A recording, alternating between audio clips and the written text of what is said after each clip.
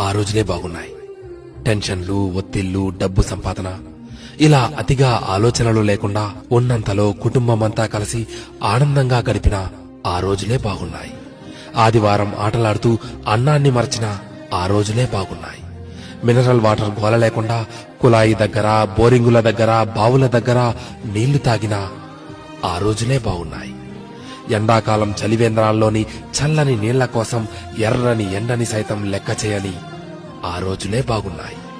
వందల కొద్దీ ఛానళ్లు లేకున్నా ఉన్న ఒక్క దూరదర్శన్లో శుక్రవారం చిత్రలహరి, ఆదివారం సినిమా కోసం వారమంతా ఎదురు చూసిన ఆ రోజులే బాగున్నాయి. సెలవుల్లో అమ్మమ్మ, నానమ్మల ఊళ్లకు వెళ్లి ఇంటికి రావాలనే ఆలోచనే లేని ఆ రోజులే బాగున్నాయి.